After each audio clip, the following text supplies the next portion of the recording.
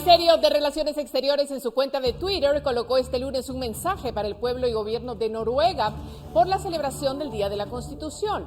Sin embargo, la bandera que colocaron no era de Noruega, sino del Reino Unido, por lo que el ministerio tuvo que emitir un comunicado disculpándose por el error en su publicación.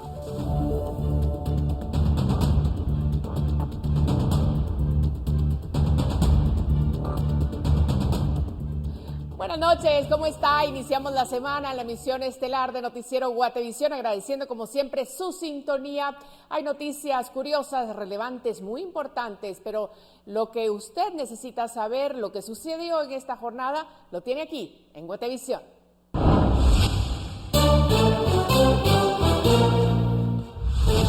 Salud asegura que comprará más vacunas mientras continúan a la espera de lotes que ya pagaron y diputados señalan que no hay más fondos para la adquisición de dosis de otras productoras.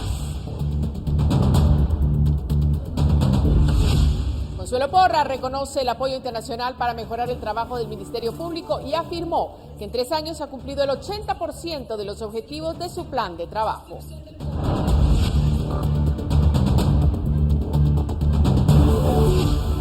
Sala confirma falta de mérito a favor de la esposa del expresidente Jimmy Morales, Patricia Marroquín, quien era señalada de irregularidades en la prestación de servicios al Ministerio de Salud.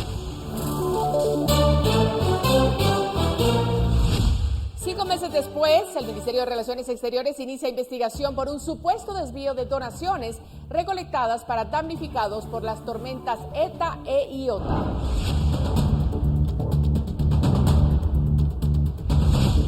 Guatemala es uno de los países más violentos de América Latina y en el que 8 de cada 10 homicidios se cometen con arma de fuego. ¿Quién puede portarlas? ¿Cómo se regula su uso? Esta noche, reportaje especial. Más de 21,000 niños guatemaltecos no acompañados llegaron a Estados Unidos en marzo de este año. Más de la mitad se encuentra en albergues en espera de su reunificación.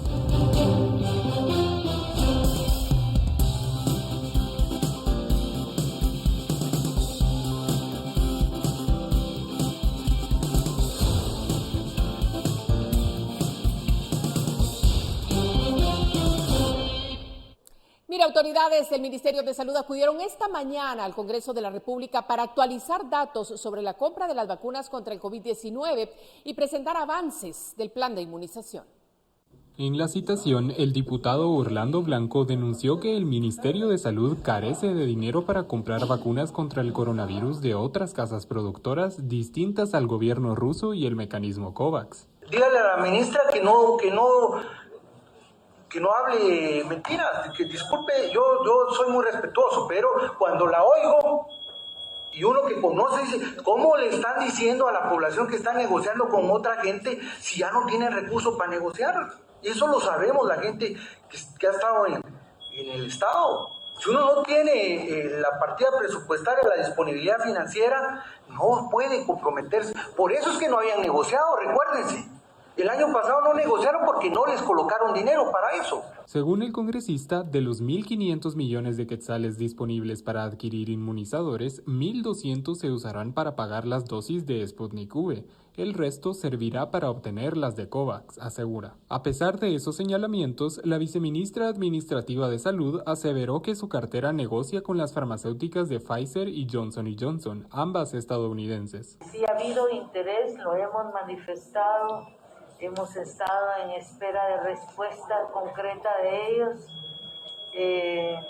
y ha habido una comunicación que no hemos tenido todas las respuestas que nosotros necesitaríamos tener para iniciar todo un convenio. Guatevisión y Prensa Libre se comunicaron con los voceros del Ministerio de Salud para verificar la denuncia del diputado. Sin embargo, al cierre de esta nota, informaron que posiblemente este martes darían una respuesta. Reportó para Noticiero Guatevisión, Carlos Kessler. Y el presidente Alejandro Yamatei advirtió al alcalde de Misco que cualquier donación de vacunas para inmunizar a la población en Guatemala contra el COVID-19 debe cumplir requisitos para su ingreso y aplicación. El mandatario se refirió al tema debido a que Neto Brand viajó a El Salvador para pedirle vacunas contra el COVID-19 al presidente de ese país, Nayib Bukele. La petición de Brand surge en un momento en que Guatemala no cuenta con el abastecimiento necesario de dosis para inmunizar. La comuna de Misco informó que Brand entregó una carta de solicitud de vacunas, justificando que son uno de los municipios más grandes de Guatemala. Si quiere traer vacunas, tiene que llenar todos los procedimientos legales. No le puede traer solo porque sí, tiene que llenar todos los procedimientos legales. Bueno, y en más noticias esta noche, la fiscal general María Consuelo Porras este lunes presentó su tercer informe anual de trabajo en el Ministerio Público y ha destacado la ampliación de sedes de 340 municipios. Además, reafirmó el compromiso de la lucha contra la corrupción y resaltó los nuevos modelos de atención a la niñez y mujeres violentadas. 4 pantallas gigantes proyectaron los resultados de María Consuelo Porras al frente del Ministerio Público ante los presidentes de los organismos de Estado, diplomáticos, empleados y otros funcionarios. La fiscal general resaltó que lograron 100% de cobertura nacional, pues con la inauguración de más sedes llegan a tener presencia de la institución en los 340 municipios del país. En el informe se resalta durante estos 3 años que se crearon 276 agencias fiscales nuevas y que en 24 años de historia del Ministerio Público solo se había podido llegar al 16% de cobertura nacional. Les insto a todos los cooperantes a que continuemos uniendo lazos de amistad y de trabajo conjunto en pro de la sociedad guatemalteca, ya que solo a través de la materialización de acciones estratégicas se logrará la transformación de los grandes temas de país. En el documento también se menciona que como parte del trabajo del Ministerio Público se ha impulsado el combate frontal contra la corrupción y la impunidad, y por eso se creó la Secretaría contra la Corrupción mediante el Acuerdo 19-2020, marcando un hito que suma a los esfuerzos para fortalecer las fiscalías responsables en la materia. Además, el presidente Alejandro Yamatei en el evento felicitó por la ampliación de esas fiscalías. Señora fiscal, cuente usted que seguiremos apoyando financieramente al Ministerio Público como lo hemos hecho hasta la presente fecha, de manera tal que un Ministerio Público fortalecido represente un país fortalecido. Este evento se realizó en un hotel de la zona 10 capitalina y a este acudieron los presidentes Silvia Patricia Valdés del organismo judicial, Alan Rodríguez del organismo legislativo, Roberto Molina Barreto, presidente de la Corte de Constitucionalidad. Con imágenes de Esvin García, reportó Edwin Pitán. Vamos a cambiar el tema porque una sala evita proceso penal para Patricia Marroquín, esposa del expresidente Jimmy Morales. Ella fue señalada por el Ministerio Público de haber sido contratada en el Ministerio de Salud y no brindar los servicios. La Fiscalía contra la Corrupción analiza evitar cerrar el caso. La Sala Cuarta de Apelaciones confirmó falta de mérito que dictó el Juzgado Cuarto Penal a favor de la esposa del expresidente Jimmy Morales, Patricia Marroquín. La esposa del exmandatario era señalada por el Ministerio Público de irregularidades en la prestación de servicios informáticos en el Ministerio de Salud. La Fiscalía contra la Corrupción informó que fue notificada y está analizando la posibilidad de promover un amparo. Añadió que aún no se ha definido, pero esta semana se determinará. Además, analizan los argumentos de los magistrados. Marroquín fue señalada por la Fiscalía contra la Corrupción de fraude en la prestación de servicios al Ministerio de Salud en 2014, al haber sido contratada en salud y no haber brindado los servicios correspondientes, por lo que supuestamente cobraba 4.500 quetzales mensuales. En documentos presentados por el Ministerio Público se detallan los informes y actividades efectuadas, pero estas no fueron ejecutadas por Marroquín, ya que según la investigación no existe información sobre la asignación de un espacio físico y equipo de cómputo que le permitiera hacer sus actividades que fueron detalladas en los informes. Reportó Edwin Pitán. Mire, y más de la justicia, la juez de primera instancia penal de Huehuetenango ligó a proceso penal a Efraín García López, exalcalde de San Gaspar Ixchil, por el delito de cohecho pasivo en forma continuada, y al exconcejal Rigoberto Pérez Godínez por los delitos de concusión y cohecho pasivo, ambos en forma continuada. El juzgador les impuso arresto domiciliario, prohibición de acercarse a la municipalidad de San Gaspar Ixchil y comunicarse con empleados y personas testigos y vinculadas al caso. El Ministerio Público Público informó sobre una investigación en municipalidades de Huehuetenango y Totonicapán relacionada a casos de corrupción y que fue denominada Muniz Noroccidente.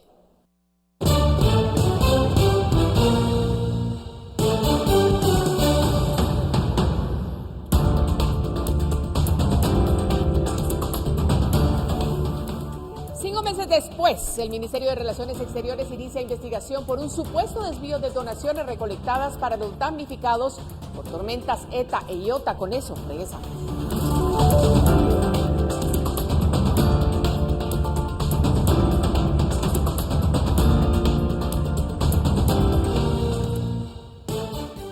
Electroral, el único suero sin preservantes, presenta. Continuamos con temas importantes para nuestro país. La diputada Leslie Valenzuela, del Bloque UNE, denunció en el Palacio Legislativo que el Ministerio de Educación excluyó a 35 municipios en una convocatoria para contratar a 5,000 maestros del sector público. Según la congresista, la decisión responde a pago de favores políticos a alcaldes. El Ministerio de Educación es un ente técnico que debe de velar por la educación de los estudiantes, entonces no debe de estarse congraciando con los alcaldes, sino que debe de pensar en las necesidades educacionales de maestros que se necesitan en las escuelas. Miren, otras cosas, exdiputados del inhabilitado Partido Patriota son citados al juzgado de mayor riesgo D a comparecer por su aparente implicación en el caso asalto al Ministerio de Salud. Según la investigación, ellos habrían participado en el cobro de comisiones por 50 millones de quetzales. La Fiscalía Especial contra la Impunidad del Ministerio Público informó que 16 personas fueron citadas al juzgado de mayor riesgo D, vinculados al caso asalto al Ministerio de Salud, pero la audiencia se pospuso. La mayoría de los citados son exdiputados y la Fiscalía Especial contra la Impunidad pidió citación a primera declaración, pues estarían vinculados a la investigación en la que se determinó que habrían participado en el pago de por lo menos 50 millones de quetzales en sobornos dentro de la cartera de salud. La mayoría de los citados son exlegisladores que pertenecieron a la bancada del cancelado Partido Patriota. Entre los citados figuran Anabela de León, Juan Pablo Urrea, Juan David Alfredo Alcázar, Aristides Crespo, Eveline Mazariegos, Judy Rivera, entre otros.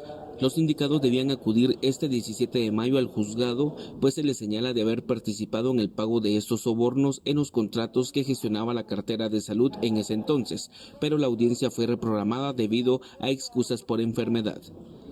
Reportó Edwin Pitán.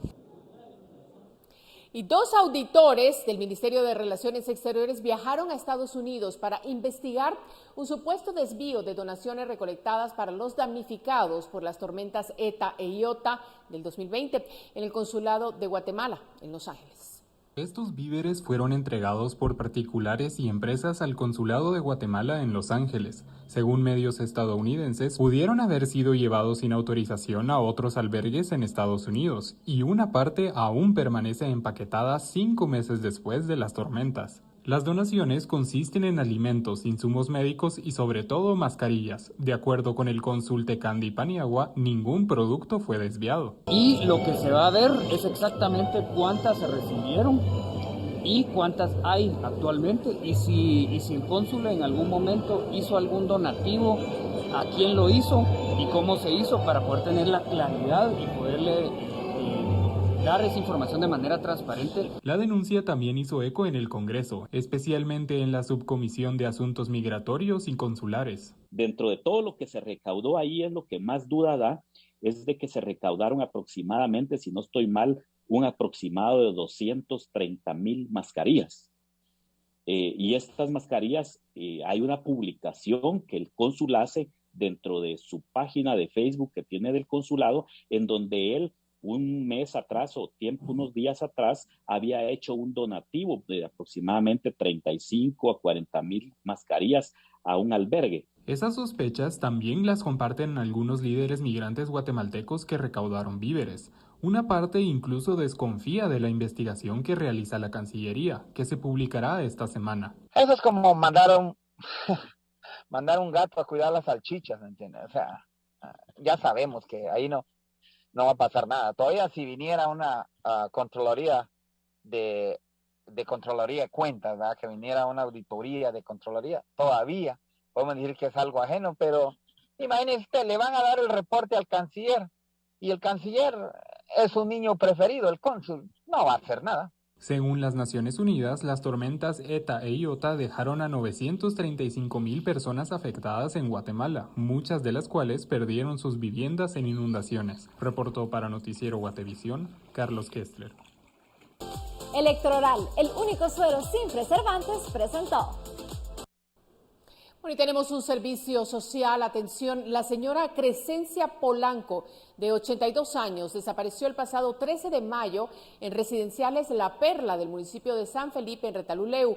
Al momento de su desaparición llevaba un vestido rosado con zapatos negros. Si usted tiene alguna información de su paradero, puede comunicarse al teléfono 4890-6166. Lo repito, 4890-6166. Su familia se lo agradecerá.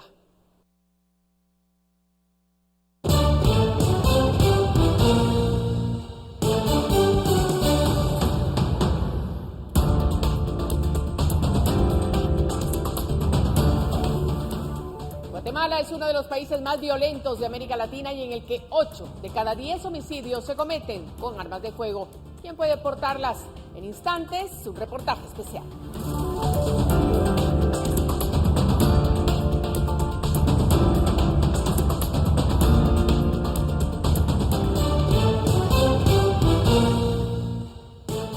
Bueno, ¿y cómo inicia la semana en relación al clima? Es Pamela Valdés quien tiene la información. Adelante, Pamela.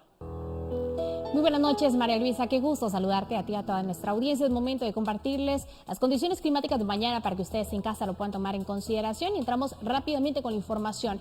Como pueden observar en pantalla, de acuerdo con el INSIBUME, continuamos con condiciones similares a las de ayer. Cielos parcialmente nublados durante el día, sin descartar la probabilidad que en horas de la tarde y noche se presenten precipitaciones, especialmente en los departamentos ubicados en la costa sur, dirigiéndose hacia el norte, especialmente en el occidente. Y no se descarta tampoco la probabilidad de actividad eléctrica en todos los departamentos de nuestro país. A continuación, las condiciones climáticas para los próximos días, específicamente la ciudad capital. Continuamos con condiciones similares, sin descartar la probabilidad de actividad eléctrica para los días martes, miércoles y jueves durante la tarde, y las temperaturas máximas se están registrando de 26 grados centígrados para los 3 días. Por último, les compartimos la salida del sol y como pueden observar en pantalla, los primeros rayos los podremos apreciar a las 5:34 de la mañana y se ocultará a las 6:24 de la tarde. Hasta aquí yo con información del clima. Regreso contigo, María Luisa. Gracias, Pamela. El Ministerio de la Defensa es encargado de registrar las armas de fuego legales en nuestro país. A estas hay que añadirle las portadas por la Policía Nacional Civil y por los cuerpos privados de seguridad, que casi les alcanzan en número de efectivos, y las que, sin cifras oficiales, se sabe que poseen el narcotráfico y el crimen organizado, con un 80% de homicidios perpetrados con ellas. Guatemala parece ser una tierra de armas. Guatemala es una cultura de armas. Así como se presenta la delincuencia el día de hoy, es un medio disuasivo para poder sentirse hasta cierto grado seguro y protegido. Esta es, en definitiva, una tierra de armas. En nuestro país, por cada 25 personas hay una de ellas.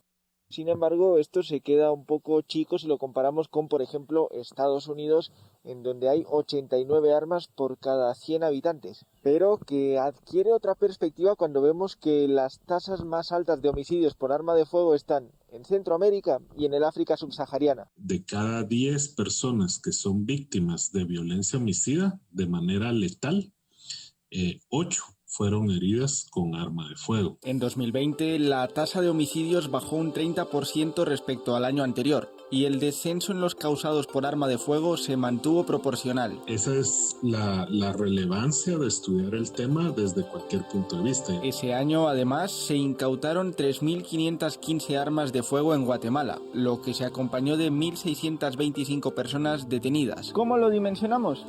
Pongámoslo en cifras. Hay 63.529 licencias de portación de arma de fuego vigentes. Ahora, vamos a ver, ¿qué armas se pueden portar en Guatemala? Pueden utilizar armas cortas y pueden utilizar también armas largas, que son rifles deportivos de cacería. Lo que no puede portar un civil son armas de uso militar. Cualquier arma que pueda disparar en automático ya se considera un fusil de asalto. Claro, hay que mencionar que el tiro puede ser una actividad recreativa e incluso deportiva. Esta se lleva a cabo en ambientes controlados como este polígono de tiro.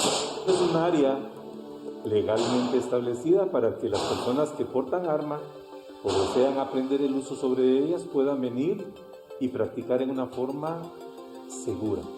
No parece extraño que el deporte que más oros le ha dado a Guatemala en Juegos Panamericanos sea precisamente el tiro. El tiro es un deporte, está considerado olímpicamente. Sin embargo, portar un arma legal tampoco es un proceso sencillo. Cuando viene un cliente que llena los requisitos, que son un montón, penales, policíacos, constancia de ingresos, la RENAP.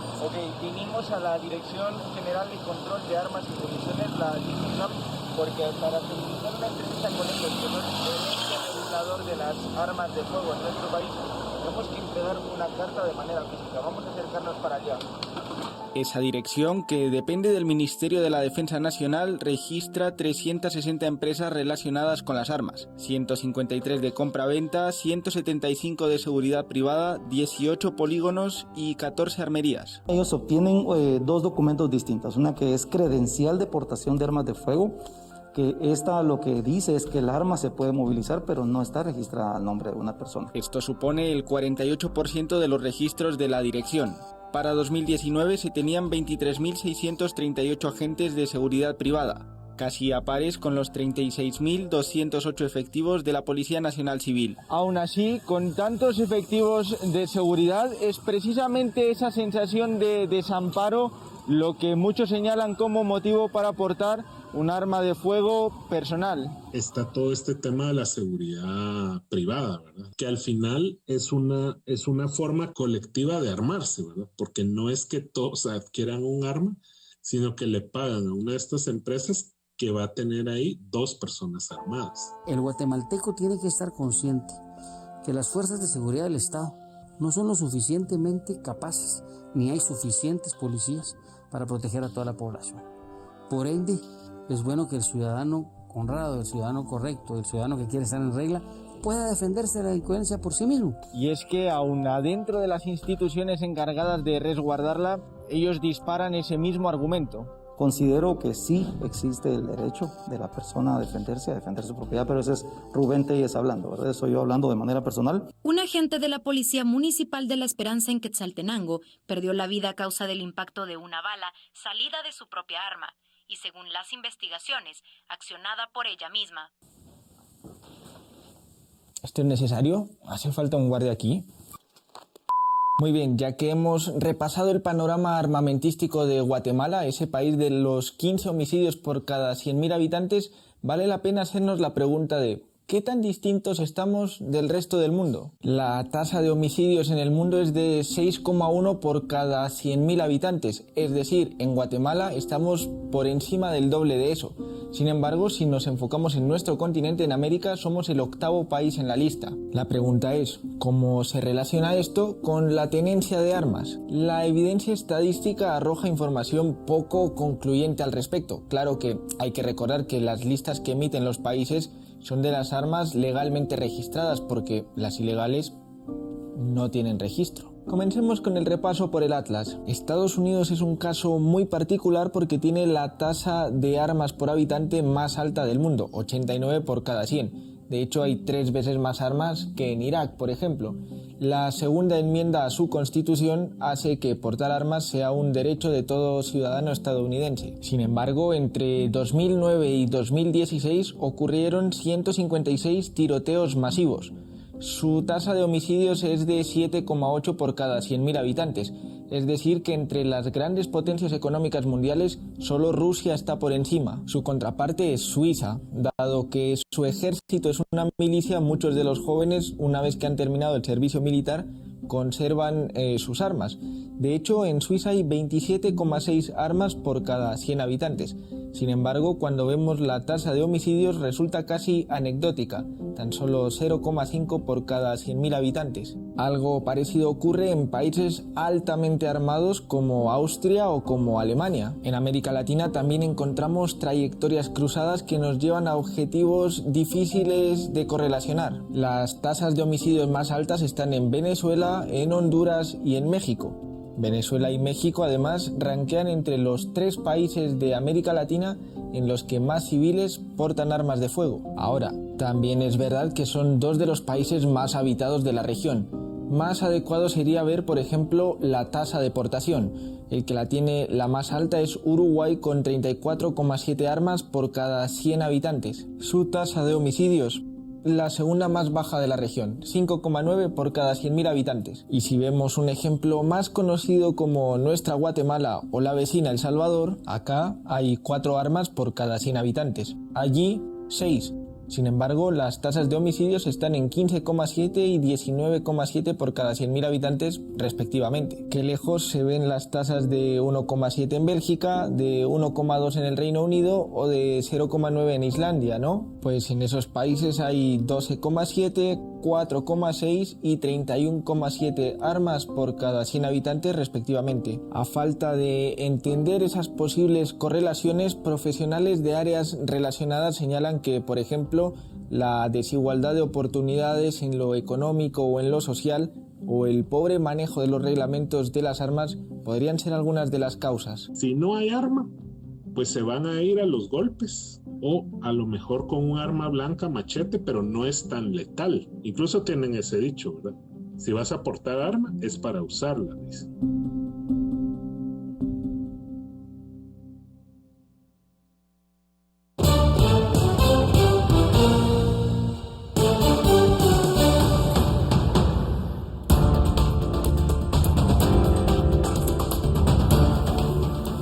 Más de 21,000 niños guatemaltecos no acompañados llegaron a Estados Unidos en marzo de este año. Más de la mitad se encuentra en albergues en espera de su reunificación. Entérese.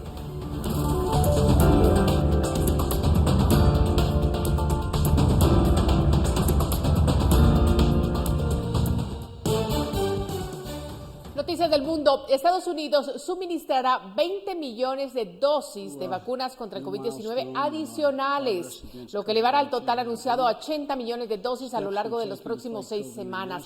El presidente Joe Biden confirmó la donación al indicar que se trata del 13% de todas las vacunas producidas en el país. Ello implica que esta partida de inoculantes contendrá aquellos desarrollados por los 3 laboratorios que han recibido autorización de emergencia y que se suministran en el país norteamericano: Pfizer, BioNTech, Moderna y Johnson & Johnson. Las 60 millones inicialmente anunciadas son de AstraZeneca. Y la temporada de incendios forestales aún no ha comenzado en California, pero cuerpos de socorro batallan por apagar un incendio que está fuera de control en el condado de Los Ángeles, que aparentemente se inició deliberadamente, amenazando a cientos de hogares y ha obligado a la evacuación de más de 1,000 personas. El uso de helicópteros ha sido esencial para combatir el incendio que comenzó el pasado viernes por la noche. Según el Departamento de Bomberos, habían logrado una contención inicial, pero este fin de semana último se detectó fuego en otras áreas. Este lunes las autoridades arrestaron a un sospechoso de haber iniciado el incendio de manera intencional. Mire, aviones israelíes mantuvieron ataques aéreos contra el enclave palestino de Gaza este lunes por la noche, en una semana de violencia que ha matado a más de 200 personas. Los ataques aéreos levantaron grandes nubes de polvo en la franja de Gaza, luego de que el grupo Hamas amenazara con ataques con cohetes a Tel Aviv si no se detiene el bombardeo en áreas residenciales de Gaza. La Media Luna Roja de Qatar informó que un ataque aéreo dañó sus oficinas en Gaza este lunes, mientras que el Ministerio de Salud afirmó que uno de sus edificios y una clínica también fueron afectados.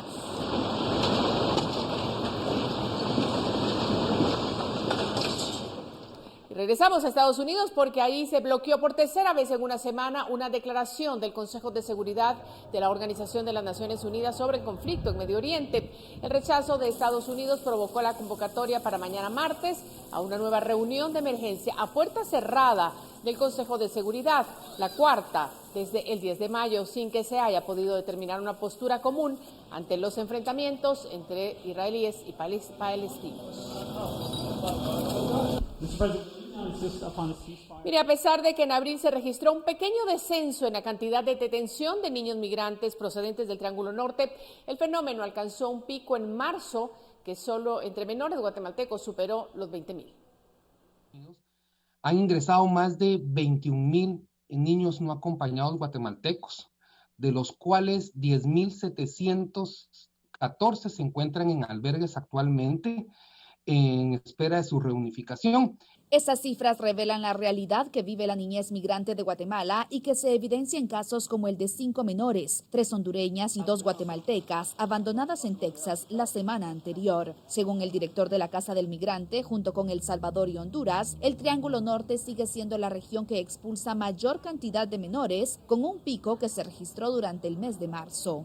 Tiene el mayor número de niños, niñas y adolescentes que viajan acompañados y solos también en la frontera México y Estados Unidos. En su entrevista con La Voz de América, el cónsul de Guatemala en Del Río, Texas, advirtió que en muchas ocasiones ni los padres de los menores pueden imaginar los peligros a los que someten a sus hijos. Estas redes de coyotajes dejan abandonados a los niños en lugares inhóspitos, donde están expuestos a cualquier peligro. Organizaciones humanitarias y de la sociedad civil trabajan de la mano con los gobiernos en sus países y en Estados Unidos para frenar el fenómeno, pero la problemática, aseguran, exige soluciones con mayor premura. Para frenar esos flujos migratorios, principalmente en ese contexto de pandemia. Eugenia Sagastume, Voz de América, Guatemala.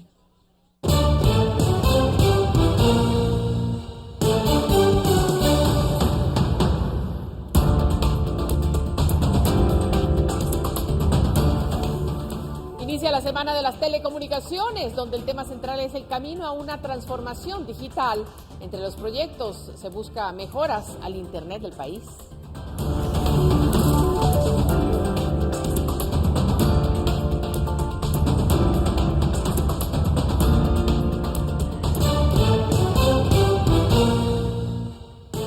Qué bueno que sigue con nosotros, porque a esta hora ya está Paula Usaeta a cargo del segmento Hablemos de Dinero.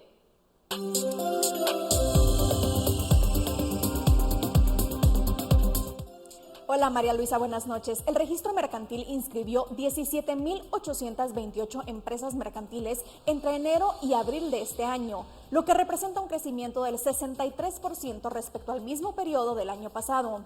De estas empresas, 11.281 se inscribieron de manera física y las demás vía electrónica. Además, en este mismo periodo se tramitó la inscripción de 10.491 comerciantes, que es 60% más que el año pasado. Y en otros temas, la Superintendencia de Telecomunicaciones dio inicio esta mañana a la Semana de las Telecomunicaciones, que desde el 17 al 21 de mayo brindará conferencias y webinars con el tema central En Camino a una Transformación Digital. Uno de los grandes proyectos del país es la fibra óptica para mejorar el Internet. El 17 de mayo se celebra el Día Mundial de las Telecomunicaciones y para conmemorarlo, la Superintendencia lleva a cabo la Semana de las Telecomunicaciones del 17 al 21 de mayo. El evento, que tiene como tema El Camino a la Transformación Digital, tendrá conferencias y webinars que tocarán los temas de la factura electrónica, las industrias 4.0, estrategias creativas digitales para MIPYMES, gobierno electrónico y transformación digital. Hoy más que nunca cobran importancia y relevancia eventos como el que hoy se realiza, en donde confirmamos el valor que tiene invertir en el desarrollo de las telecomunicaciones en nuestro país, en donde fomentamos el acceso a la información, la transferencia de conocimientos, la adopción de medidas que nos lleven hacia la innovación como un eje transversal del actuar del gobierno. Durante el lanzamiento de la Semana de las Telecomunicaciones, el viceministro de Comunicaciones, Rodolfo Letona, informó sobre el proyecto de instalación del cable de fibra óptica submarino para la mejora del Internet en la región y especialmente en Guatemala. Esto se hará con la conexión con Sudamérica en puntos ubicados en Ecuador, Perú y Chile. Puede soportar la transmisión simultánea de 6 millones de imágenes, descargar 1.2 millones de canciones, ver 4.424 millones de transmisiones de televisión en alta definición o realizar mil millones de llamadas de voz simultáneas en cuestión de un segundo. Este proyecto será financiado por América Móvil. Y hoy en Hablemos de Dinero tocaremos el tema de los emprendimientos, pero no los que pueden poner en marcha los adultos. Hace unas semanas le di consejos para que sus hijos pudieran empezar a conocer sobre las finanzas personales, y algo que los podría ayudar a aprender más del tema es emprender un pequeño negocio. Hoy le daré algunas ideas. Un buen negocio es ser cuidador de animales. Muchas veces familiares o vecinos por alguna razón necesitan que alguien cuide de sus mascotas y los niños pueden hacerlo. Así, además de ganar un poco de dinero, aprenden a ser responsables. Otro negocio puede ser que haga manualidades para fechas especiales como el Día del Padre y que los venda con sus conocidos. Si nota que sus hijos tienen buen ojo para la moda, puede motivarlos a elaborar accesorios como aretes, pulseras y collares. No tiene que usar piedras de alto costo. Hay diseños sencillos, pero muy bonitos que puede vender incluso con amigos de la colonia o del colegio. Algo que está muy de moda es vender lo que ya no usamos. Podemos decirle a nuestros hijos que saquen juguetes que ya no usen o ropa que ya no les gusta o no les queda y la pueden vender. Incluso pueden hacer una página en Instagram para que sea su canal de venta. Espero que alguna de estas ideas les sirva. Mañana regreso con más en Hablemos de Dinero. Buenas noches.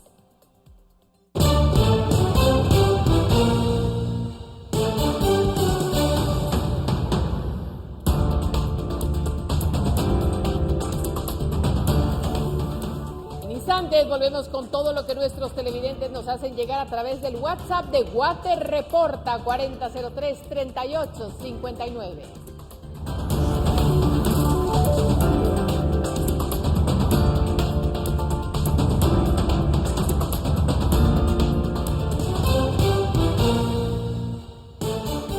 CFS, Corredores de Seguros. 17 años contigo asegurándote. Cotiza tu seguro con nosotros al teléfono 2387-9999. Presenta.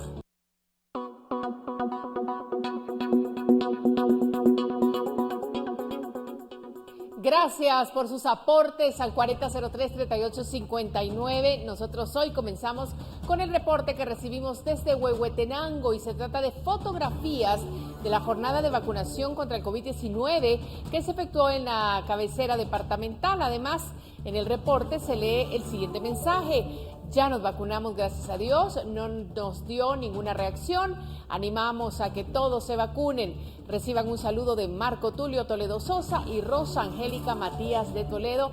Ese fue el mensaje. Felicidades. Y Francisco López se reportó desde Jocotán, Chiquimula. Nuestro televidente nos compartió fotografías de la situación en la que se encuentra el río Grande que desemboca con Honduras. Cabe agregar que a este río se le conoce como Río Copán y recorre el norte del territorio hondureño.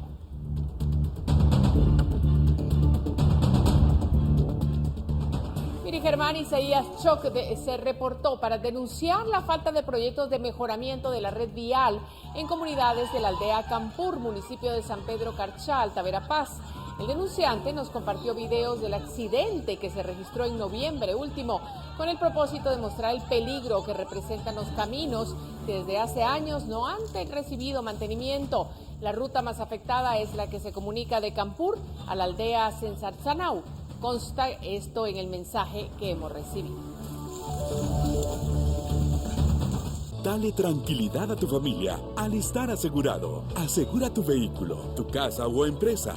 Pide tu cotización al teléfono 2387-9999. Presentó. No deje de participar con nosotros. Su información puede salir al aire cualquier día de estos. Vamos a hacer una pausa, regresamos.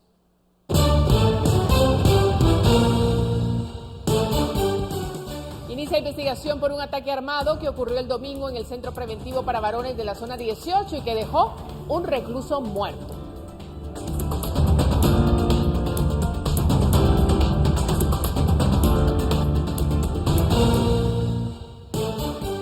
Ya se lo adelantábamos en el corte, se empezó una investigación por un ataque armado que ocurrió el domingo en el Centro Preventivo para Varones de la Zona 18 y que dejó un recluso muerto y otro herido. Además, la víctima mortal era el hermano de Jorge Mario Moreira Reyes, un narcotraficante que murió en prisión en el 2019. Un ataque armado dentro del Centro Preventivo para Varones de la Zona 18 de la ciudad de Guatemala ocurrió el domingo pasado.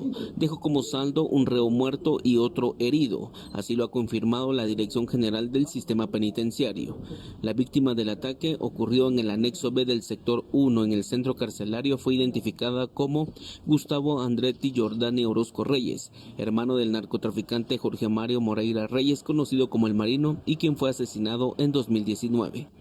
Las primeras pesquisas de la muerte de Gustavo Andretti Giordani Orozco Reyes determinan que fue ultimado adentro del penal. Pero ¿cómo pudo haber disparos en una cárcel cuando es prohibido que los reclusos las posean? Esa cuestionante deja dudas del funcionamiento del sistema penitenciario. Donde murió el privado de libertad Gustavo Andretti Orozco Reyes y resultó herido Luis Enrique Aguirre, el director general del sistema penitenciario Luis Rodolfo Escobar dio instrucciones para que se informe sobre las acciones tomadas. Al respecto se informa que se presentó una denuncia ante el Ministerio Público para que se inicie el proceso de investigación y poder esclarecer lo sucedido, así como dar con los responsables del ingreso del arma de fuego al centro en mención. Las autoridades del sistema penitenciario prometieron cambiar a los relatores de derechos humanos y posible sanción del director del Centro Preventivo para Varones de la Zona 18 por haber sido el responsable por el ingreso de ilícitos como es el arma. En los últimos años, los ingresos a ese centro preventivo se han ampliado y se implementaron más restricciones, pero se eluden los controles. Con imágenes de Edwin García, reportó Edwin Pitán. Cambiamos el tema porque un grupo de representantes de la alcaldía indígena de Palín manifestó este lunes en contra de la violencia hacia las mujeres y niñas, argumentando que Escuintla se ha convertido en uno de los departamentos más violentos del país. En los primeros meses del 2021 se han reportado más de 30.000 denuncias de violencia contra mujeres y 160 femicidios, lo cual, en palabras de la Asociación Líder Comunitario Juvenil, representa la alta vulnerabilidad en la que viven las niñas y mujeres en el país. Venimos porque tenemos una reunión con Gobernación en el Congreso para abordar el tema de la problemática de violencia en el departamento de Escuintla y a nivel general en Guatemala. Una de las exigencias por parte de la alcaldía indígena es que el Ministerio Público investigue el femicidio de la niña Jennifer Guadalupe Lobo Chocajay, quien apareció muerta y con señales de violencia el 28 de abril. Y queremos de que cese la violencia para las mujeres y para las niñas. Y bueno, iniciamos acá porque venimos a rendir una candela, incienso a la memoria y a la dignificación de la vida de las niñas. Las representantes de la alcaldía aseguran que las muertes violentas de niñas y mujeres reflejan los altos niveles de odio y representa el alto riesgo que representa ser niña o mujer en Guatemala. Con imágenes de Erika Ávila, reportó María José Bonilla. Mire, autoridades del Ministerio de Salud Pública actualizaron los reglamentos establecidos para el funcionamiento de las guarderías y centros de cuidado infantil que atienden a menores de entre 2 a 48 meses de edad. Este protocolo de reactivación está sujeto a las disposiciones del semáforo epidemiológico que se basa en 4 colores: rojo, anaranjado, amarillo y verde. De esta forma solo se activarán las guarderías que se encuentren en color anaranjado, amarillo o verde.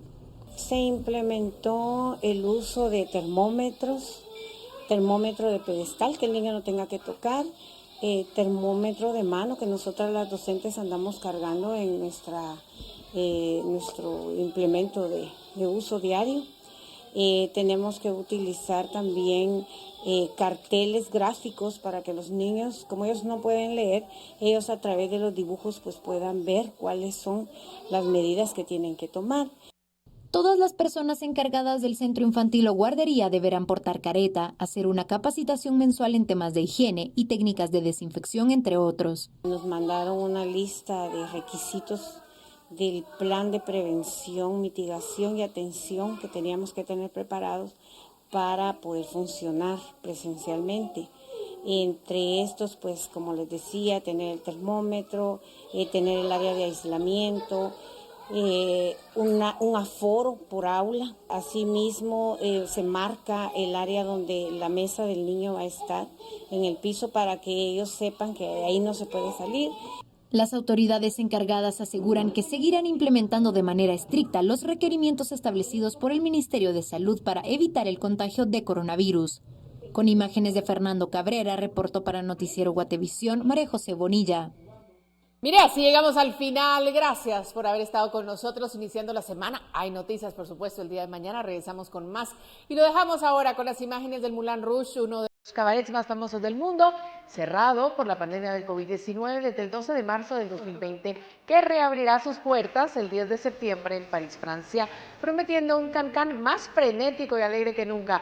Esta mañana, 12 bailarinas del Moulin Rouge actuaron con una rueda frente al club para anunciar la reapertura.